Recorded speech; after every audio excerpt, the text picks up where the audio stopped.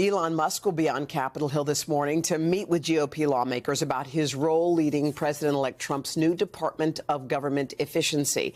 Musk's increasing access to the power is on the minds of a lot of influential leaders in both business and politics, and a number of them sat down with CNBC anchor and New York Times columnist Andrew Sorkin for his annual Deal Book Summit.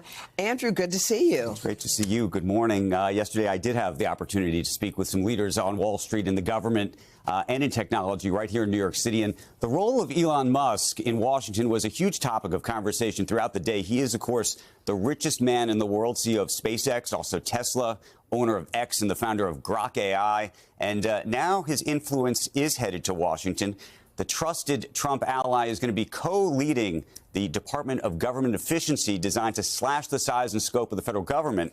Yesterday, I spoke with Musk's direct competitors in AI, OpenAI CEO Sam Altman, and his competitor in space, Amazon and Blue Origin founder Jeff Bezos, both of them great entrepreneurs in their own right, but a lot of questions about whether they worry about Elon Musk's relationship and trust and connection with Trump in the second administration.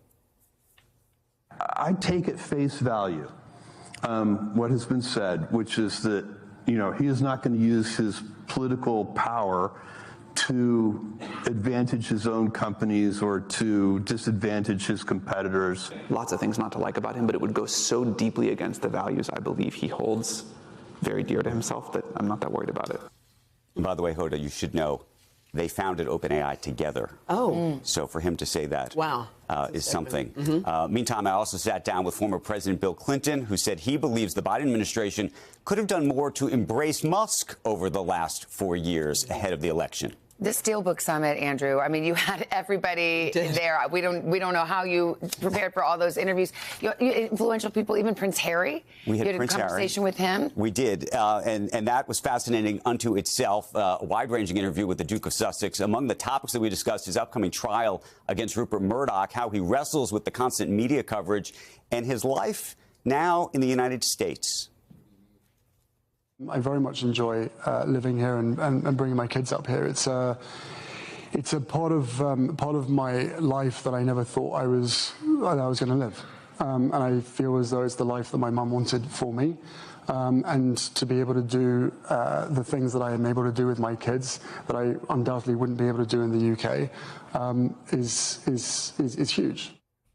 I don't think he's going back to the UK anytime soon. I should tell you, I asked him about the dangers of social media, particularly for children. Prince Harry pointed to the U.S. Surgeon General's warning, calling it a public safety issue, saying he's concerned by what he called a lack of accountability for the industry.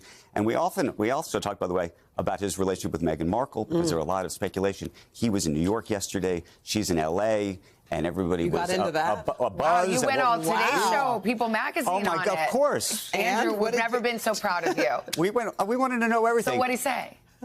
All rumors, all crazy. Yeah. And he said he effectively said everybody thinks we've been divorced like 12 times. Yeah, fair enough. Wow. All right. Thanks. Thank you, Andrew. So much. Well done. Appreciate it. Hey, thanks for watching. Don't miss the Today Show every weekday at 11 a.m. Eastern, 8 Pacific on our streaming channel, Today All Day. To watch, head to today.com/allday or click the link right here.